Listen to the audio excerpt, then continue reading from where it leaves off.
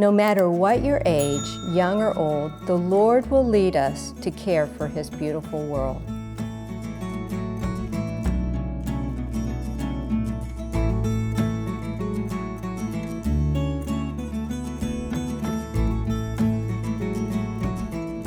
A small-town girl raised in beautiful Bluefield, Virginia, Makenzie Phipps is making her music dreams come true by performing on stages everywhere, from local honky-tonks to the Grand Ole Opry.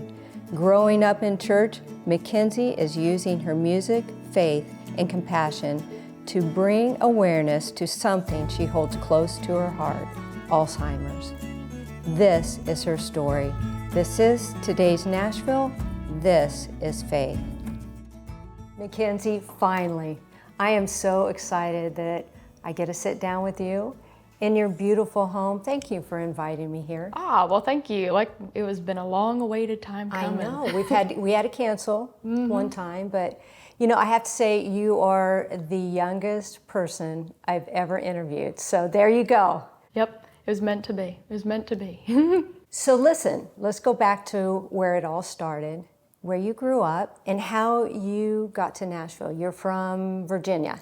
Yes, so I was born and raised in a town called Bluefield in Virginia, and a lot of people out there, whenever they hear Bluefield, they automatically think of West Virginia, because we do have a Bluefield, Virginia and West Virginia. So I'm right on the line of the two Virginias, but I was born and raised on the Virginia side, and especially where I am, there's a lot of coal towns and everything like that. And, coal mining's really big where I'm from, and it's basically a town where everybody knows everybody. I think the population that I'd seen was like 5,000 people. So there's not too many located where I am, but it just feels like home. And when I turned 21, the big mile marker, I finally decided to move down here to Nashville, Tennessee. So it's definitely been a very big change, to say the least, especially being down home. You have all of the, simple home-like feel, and then you come down here and it's just like big difference. Chaos all the time. There's always something going on down here, and there's so many other different opportunities, which is exactly why it led me to come down here, especially for my music, to share it with the world and hope that people out there enjoy it. But I definitely do enjoy my home roots, to say the least. Well, let's go back there too. So when did you start singing? How old were you? I started singing when I was 4. 4? Yes. The entirety of my life.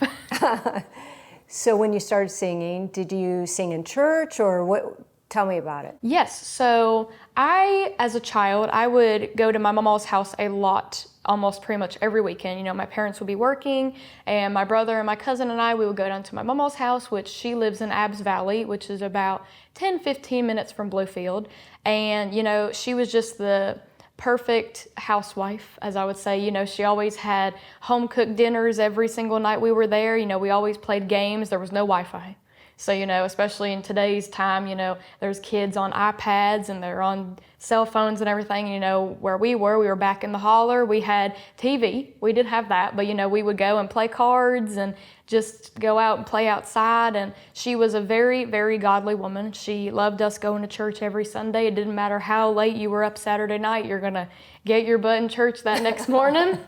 And she would take me, and I would do Sunday school, and, they teach you little songs here and there, just little church hymns. And I had learned Nothing But the Blood of Jesus. And that's what I vividly remember as a child. Before we would even have church service, my mama always loved to get to church like 20 minutes before the service even began. And as a kid, I would wander around, do my own thing, and I'd go over to the piano. And I remembered what Nothing But the Blood of Jesus sounded like. So I would play it on the piano and sing along to it. And that's when my mama saw that I had a gift for singing, and she would take me to her house, and we'd go in the kitchen, and she'd teach me basic hymns like Amazing Grace and such, and I'd go every Sunday and perform for everybody. Well, you learned to play the piano and guitar. Did you take lessons, or did it just come natural? Yes, so piano did definitely come a lot more natural to me, even though guitar wasn't the most difficult thing for me to learn. But I had done a lot of ear work when I was younger, and then I decided that I wanted to take actual lessons. So I started my piano lessons when I was 10, and then I started guitar when I was 15. So I actually started guitar fairly late, because I know a lot of my friends that are in the music business, they started really young with guitar, and I just always told myself I was never gonna play a stringed instrument. And then one day I was like, let's give it a try. So from church to high school, what was high school like for you? High school, I loved school for the most part. You know, I loved going and seeing my friends. I had so many bonds with different teachers and all that. And, you know, a lot through high school, especially when I did music, everybody knew I sang. That was no secret to anybody. They all knew this was the girl that can sing. But, you know, a lot of times peers, they did not understand that my music was my life, my job, everything like that. So, you know, definitely throughout school, it was a little bit of a challenge to get my friends to understand what I truly did for a living. But as time went on and, you know, I graduated high school the year of COVID, 2020, I think a lot more of the individuals I went to school with understand what I do now.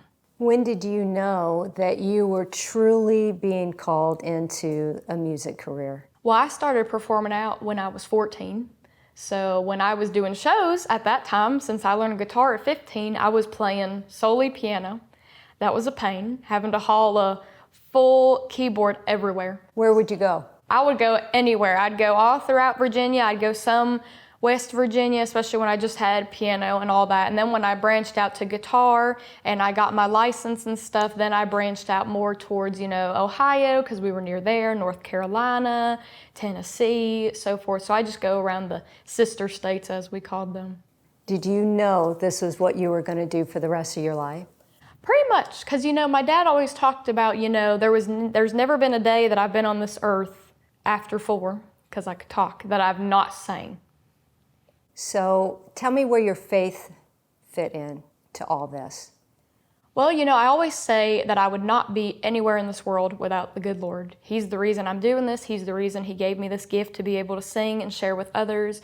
And, you know, faith really has been a big factor always in my music as well as my life in general because, you know, that's how I was raised. My MawMaw, she always loved us to be a part of church and had us know everything about God and how He's the reason that all of these things happen in the world. And without Him, we would just be nothing. And without Him, we really wouldn't even have music. We wouldn't have love. We wouldn't have laughter or anything like that in this world. So, you know, I always thank Him every night before I go to bed. I always pray and I just follow whatever He paves the road for me to do, and that's all we can do.